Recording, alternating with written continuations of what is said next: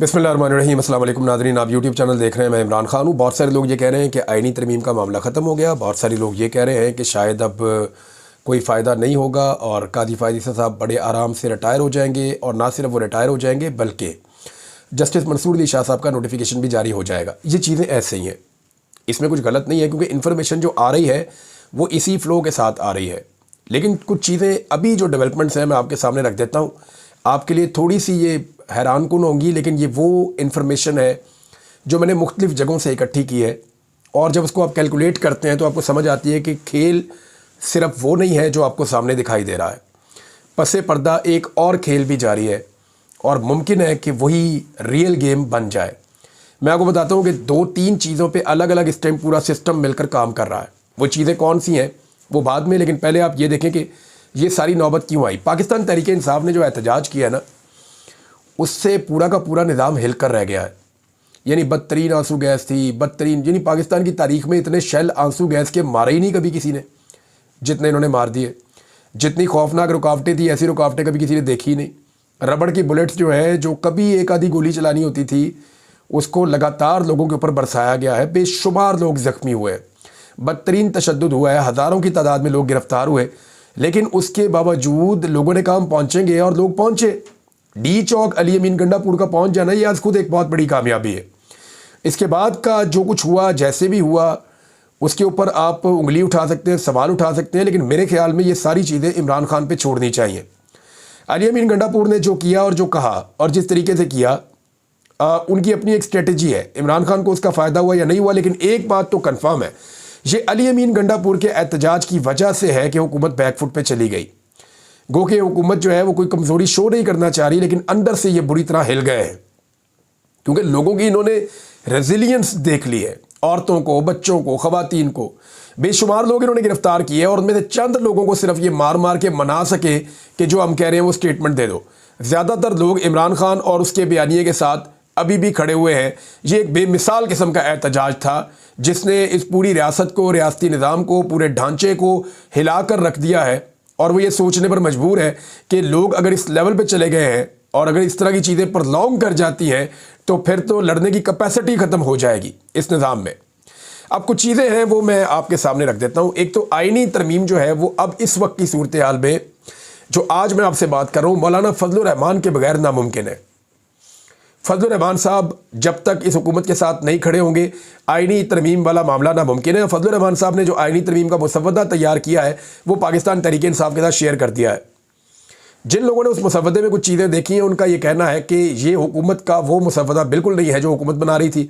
यानी इसमें इंसानी हकूक़ के मामलात नहीं होंगे ख़राब, इसमें फ़ौजी अदालतों के मामलात नहीं होंगे, मिलिट्री कोर्ट्स के, इसके अंदर और बहुत सारी चीज़ें जिन पर एतराज़ किया जाता था वो नहीं होंगी। हाँ, इसमें कुछ बुनियादी चीज़ें नई हैं। जजेस की उम्र भी नहीं बढ़ेगी, यानी कादी फ़ायद ईसा को अपने टाइम पे रिटायर होना पड़ेगा। इन सारी चीज़ों को आप कैलकुलेट करें तो हुकूमत के लिए ये एक ऐसा मुसवदा होगा जिस पे हुकूमत हामी नहीं भरेगी। तो ऐसी सूरत हाल में 63A का इस वक्त कोई फ़ायदा नहीं हो रहा। लेकिन 63A का फ़ायदा तब होगा जब फजलुर रहमान साहब के बंदे टूट जाएंगे। फजलुर रहमान साहब की पार्टी में से कम 4 बंदे तोड़ने पड़ेंगे, तब जाके पाकिस्तान तहरीक इंसाफ से बंदे तोड़ने पड़ेंगे। पहले जो इनके वोट कम थे उनकी तादाद 2-3 थी, अब जो इनके वोट कम है उनकी तादाद 6-7 है। बंदे तोड़ने के और मिलाने के बावजूद, फजलुर रहमान के 2 बंदे डालने के बावजूद भी इनके पास बंदे पूरे नहीं हो रहे। दूसरा, अब आवाज़ें आ रही हैं कि जस्टिस मंसूर अली शाह साहब की तकर्री कर दी जाएगी बतौर चीफ जस्टिस ऑफ पाकिस्तान 1-1.5 हफ्ते के अंदर। और उसकी वजह यह है कि ये नज़र आ रहा है कि वकला भी खड़े हो गए हैं, उन्होंने भी आवाज़ उठाना शुरू कर दी है। दूसरी जानिब अदलिया के अंदर भी एक रिजेंटमेंट है। मिसाल के तौर पे फवाद चौधरी साहब ने एक स्टेटमेंट दिया। बैरिस्टर है फवाद चौधरी, और इनका और इनकी फैमिली का बड़ा गहरा जुडिशरी के अंदर असर रसूख रहा है, तो बड़े हॉट वाटर्स में भी है फवाद चौधरी साहब, बार बार गिरफ्तार भी होते रहे, बड़ी तकालीफ भी इनकी फैमिली ने देखी। लेकिन फवाद चौधरी साहब उन लोगों में से एक हैं जो स्टूडेंट्स आप ये कह लें मंसूर अली शाह साहब के। तो फवाद चौधरी साहब ने एक क्लेम किया है कि लाहौर हाई कोर्ट से 11 जजेस और इस्लामाबाद में सुप्रीम कोर्ट ऑफ पाकिस्तान से 6 से 7 जजेस इस्तीफ़ा दे सकते हैं किसी भी मुमकिना ज़्यादती की सूरत में। तो ये हुकूमत के लिए एक बड़ी खौफनाक सूरत हाल बन जाएगी। तो अब हुकूमत के कैंपों से ये खबरें आ रही हैं कि जी कादी फ़ायद ईसा साहब جانے والے ہیں اور منصور علی شاہ صاحب کا نوٹیفیکیشن آ جائے گا. لیکن کیا یہ ایسے ہی ہوگا؟ اس میں ہمیں چند چیزوں کو دیکھنا پڑے گا. منصور علی شاہ صاحب سے ملاقات کے لیے بھی مقتدرہ کوششیں کر رہی ہے. جو طاقتور لوگ ہیں، اسٹیبلشمنٹ ہے، انہوں نے کوشش کی کہ منصور علی شاہ صاحب سے ملاقات ہو. یہ اب میں اس سے زیادہ آپ کو نہیں بتا سکتا، لیکن فی الحال اب تک کی اطلاع کے مطابق ان کی کوئی ملاقات نہیں ہوئی، نہ انہوں نے ملاقات کے لیے کوئی حامی بھری ہے. دوسری جانب ایک چیز کی گئی فوری طور پہ کہ دو چیزوں پہ کام ہو رہا ہے. ایک تو عمران خان صاحب سے ملاقاتیں روک دی گئی ہیں تاکہ ان کا عوام کے ساتھ رابطہ نہ رہے، یا عمران خان صاحب اس سچویشن پہ اپنا کوئی انالیسز نہ دے سکیں، یا عمران خان صاحب اس سچویشن پہ اپنا کوئی لائحہ عمل نہ دے سکیں، یا اپنی پارٹی کو جیل سے بیٹھ کر بھی وہ لیڈ نہ کر سکیں. اس لیے عمران خان صاحب کے ساتھ رابطے ختم کروائے گئے ہیں اور پوری کوشش کی جا رہی ہے رابطے ختم رہیں. لیکن میں نے آپ سے کہا تھا کہ سمن رفعت صاحبہ کی عدالت کے اندر یہ کیس لگے گا، اور وہ کل کی تاریخ میں، یعنی کل لگے گا وہ کیس، اور کل پتہ چلے گا کہ وہاں سے کیا ڈیسیجن آتا ہے. کیونکہ وہاں پہ اسی عدالت کے اندر احکامات جاری کیے گئے جب توہین عدالت کی درخواست پاکستان تحریک انصاف نے جمع کروائی ہے. عمران خان صاحب کی بہنوں کو پھر ریمانڈ دے دیا گیا ہے، 2 دن کے مزید ریمانڈ پر پولیس کے حوالے کر دیا گیا. 70 سال سے زیادہ ان کی عمریں ہیں، عمران خان سے بڑی عمر کی ہیں. ان کے اوپر جس نوعیت کے مقدمات بنائے گئے، ان کی گرفتاری کی ویڈیو باقاعدہ موجود ہے، کیسے انہوں نے والنٹیرلی بڑے آرام سے مسکراتے ہوئے گرفتاری دے دی تھی، اور وہ 2 بہنیں ہی وہاں پہ موجود تھیں. تو یہ بہت بڑا ظلم ہے جو ان کے ساتھ کیا جا رہا ہے. لیکن اس کے پیچھے بھی ریزن یہ ہے کہ وہ ہر آواز جو پاکستان تحریک انصاف کے ورکر کو اٹریکٹ کر سکتی ہے یا بتا سکتی ہے کہ کیا کرنا ہے، لائحہ عمل کیا ہے، اس ہر آواز کو دبا دیا جائے. پھر جو علی امین گنڈا پور صاحب کے ساتھ ہوا وہ بھی آپ سب کے سامنے ہے. اس نے بڑی مردانگی کا مظاہرہ کیا، بڑی جرت اور ہمت کے ساتھ ڈی چوک تک پہنچے. لیکن اس کے بعد جو کچھ ان کے ساتھ کیا گیا، وہ بھی ایک، میں علی امین گنڈا پور کو ایک مظلوم کے طور پہ بھی دیکھتا ہوں، ایک بہادر آدمی کے طور پہ بھی دیکھتا ہوں کہ وہ ایک ایسا لیڈر ہے جو لوگوں کو لیڈ کر کے لایا. لیکن ساتھ ہی میں اس کو ایک مظلوم کے طور پہ بھی دیکھتا ہوں کہ ریاست نے اپنی وہ طاقت استعمال کی جس کے ساتھ علی امین گنڈا پور یا عمران خان کبھی بھی لڑنا نہیں چاہتے، اور وہ یہ نہیں چاہتے کہ معاملات ایک حد سے آگے چلے جائیں. کیا آئینی ترمیم کا معاملہ بالکل ختم ہو گیا؟ میں کچھ فیکٹس آپ کے سامنے اب رکھوں گا. احتجاج کی کامیابی کے بغیر اس وقت حکومت کی کوشش ہے کہ علی امین گنڈا پور کو ڈسکس کیا جائے. یہ ڈسکس نہ کیا جائے کہ احتجاج کتنا کامیاب ہوا تھا. اگر یہ احتجاج کامیاب نہ ہوتا تو حکومت اب تک اپنی آئینی ترمیم کے اوپر عمل درآمد کروا رہی ہوتی.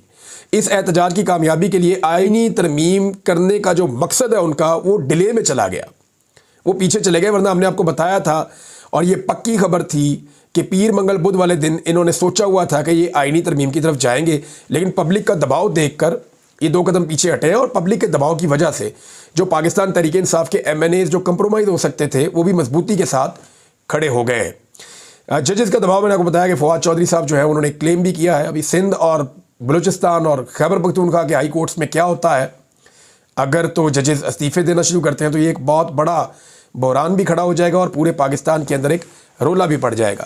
کانسٹیبل عبدالحمید شاہ یہ وہاں پہ جاں بحق ہو گئے تھے اسلام آباد احتجاج کے دوران.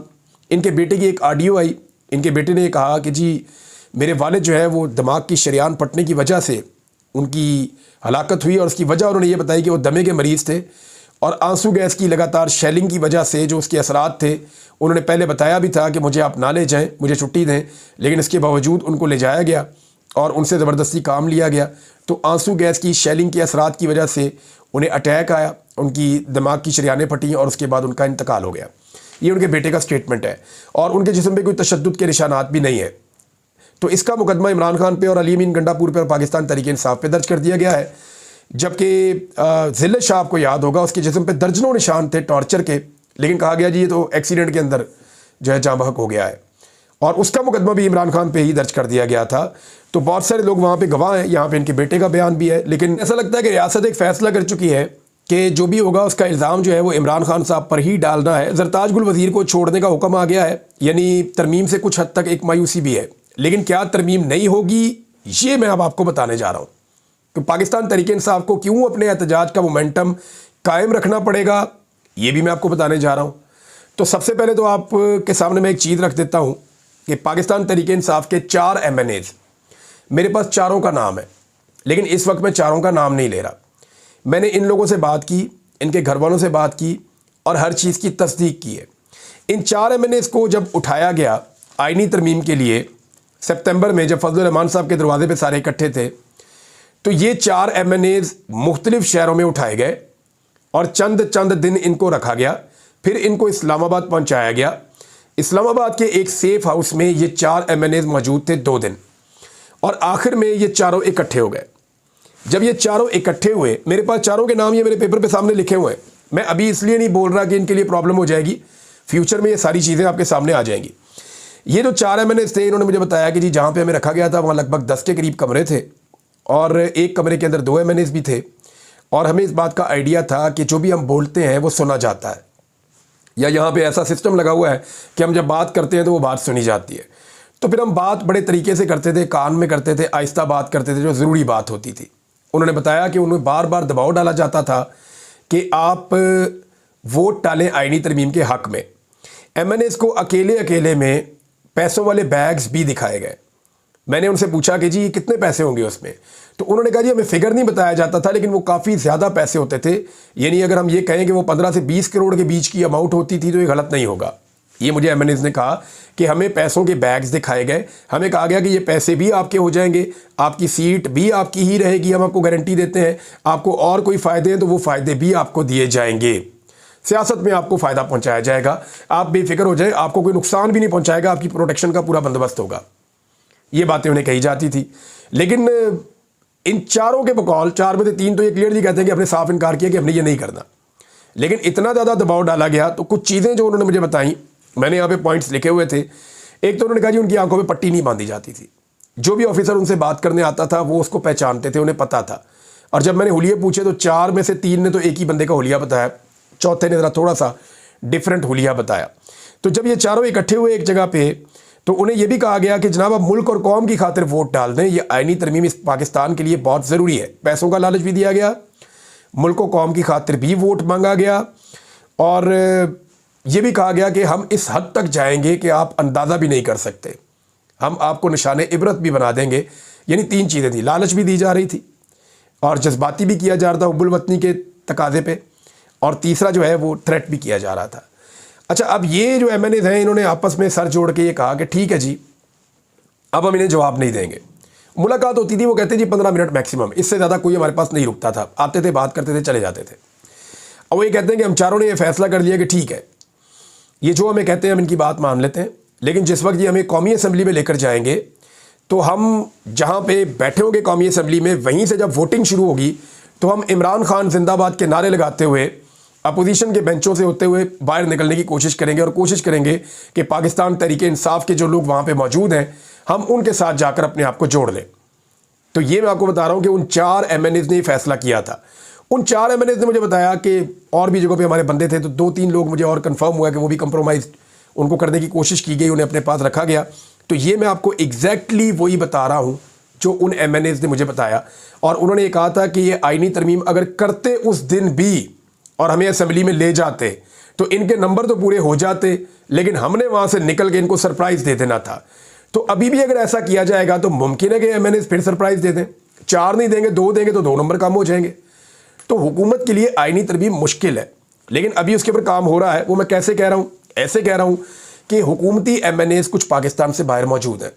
मुझे बैरून मुल्क से ओवरसीज़ पाकिस्तानियों ने रब्ता करके बताया कि हमें ऑफ द रिकॉर्ड ये पता चला है, और हमारी उनसे बातचीत भी हुई है, कि कुछ MNAs को रब्ता करके हुकूमत की जानिब से कहा गया कि आप 15 तारीख से पहले हर हाल में पाकिस्तान वापस पहुँचें, क्योंकि 15 तारीख के बाद हुकूमत आईनी तरमीम की कोशिश करेगी।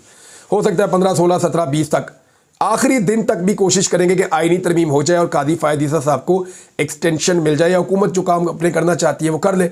बिलावल ने खुद कहा हुआ है कि 25 से पहले हमें आईनी तरमीम करनी होगी, उसके बाद हो नहीं पाएगी, क्योंकि उसके बाद जस्टिस मंसूर अली शाह साहब अगर आ जाते हैं तो हुकूमत के लिए मामला उतना गुडी रहेगा नहीं। अब इसमें बंदों को बुलाया, अपने बंदों को, कि 15 से पहले पहुँचें, यानी अभी फौरी तौर पे तो फिर आईनी तरमीम नहीं है, या हो सकता है उनको कोई सेकंड ऑप्शन दिया गया, वो फ़ौरन आ जाए। फिर रियाज फतियाना साहब के बेटे का केस मियां अली अशफाक लड़ रहे थे और लाहौर हाई कोर्ट में मुकदमा चल रहा था। सुबह 4 बजे उनका बेटा वापस आ जाता है। रियाज फतियाना साहब पे दबाव ये डाला जा रहा है कि आप पाकिस्तान से बाहर क्यों हैं, आप फौरी तौर पे पाकिस्तान वापस आएँ और आप वोट डालें आईनी तरमीम के हक़ में। रियाज फतियाना साहब कह रहे हैं कि मैंने पाकिस्तान आना ही नहीं है, میں اس کا حصہ ہی نہیں بننا چاہتا. اور انہوں نے اپنے آپ کو باہر رکھا ہوا ہے. ان کی اہلیہ یہاں پاکستان میں, ان کا بیٹا جو ہے وہ اغوا کر لیا گیا تاکہ وہ واپس آئیں. لیکن جب عدالت میں کیس لگا ہوا تھا تو ان کے بیٹے کو چھوڑ دیا گیا صبح 4 بجے. صبح 4 بجے ان کے بیٹے کو چھوڑا گیا اور دوپہر کو 6-7-8 گھنٹے کے بعد ان کے بیٹے کو دوبارہ اٹھا کے اغوا کر لیا گیا. اور اب پھر دباؤ ڈالا جا رہا ہے کہ ریاض فتح صاحب واپس آئیں اور آ کر آئینی ترمیم کے حق میں ووٹ ڈالیں.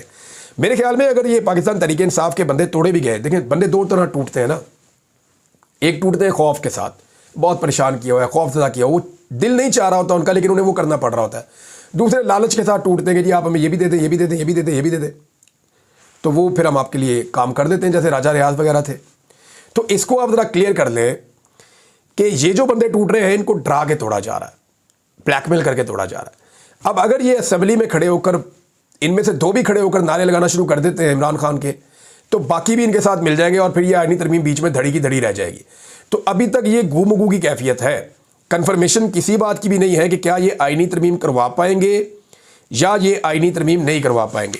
تو یہ میں نے آپ کو بتا دیا. اب پاکستان تحریک انصاف کو اس سچویشن میں فوری طور پہ اپنے احتجاج کے مومنٹم کو برقرار رکھنا پڑے گا, کیونکہ ابھی تک انہوں نے 2 طریقوں سے آئینی ترمیم کو روکا ہے.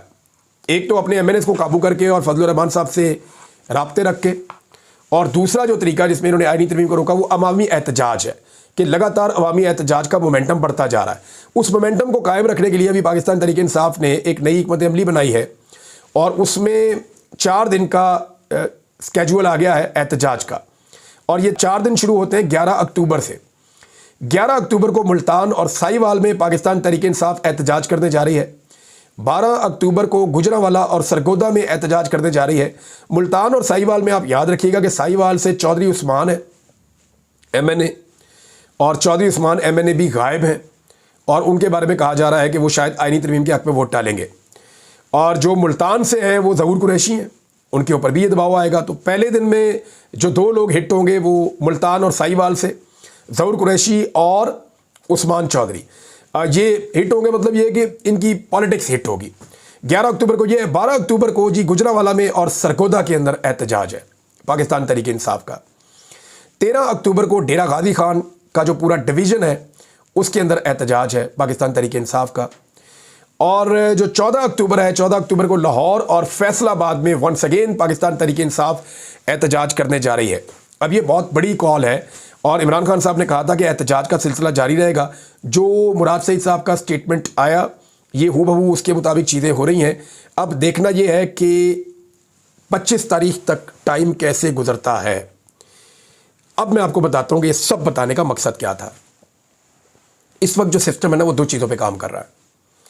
ایک وہ یہ چاہتے ہیں کہ آنے والے چیف جسٹس سے تعلقات بھی اچھے ہوں اور ہم یہ بتائیں کہ یہ جو کچھ بھی ہوا یہ ہم نے اپنی مرضی سے کیا ہے اور چیزیں اسموتھ طریقے سے چلیں اور یہاں پہ بھی اپنی بات بنا کے رکھیں. لیکن پردے کے پیچھے وہ اپنی آئینی ترمیم کی پوری کوششیں بھی زور لگا کر جاری رکھے ہوئے ہیں.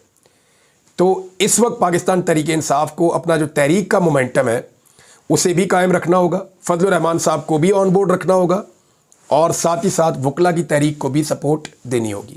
اب تک کے لیے اتنا ہی. اپنا خیال رکھیے گا, اپنے اس چینل کا بھی. اللہ حافظ.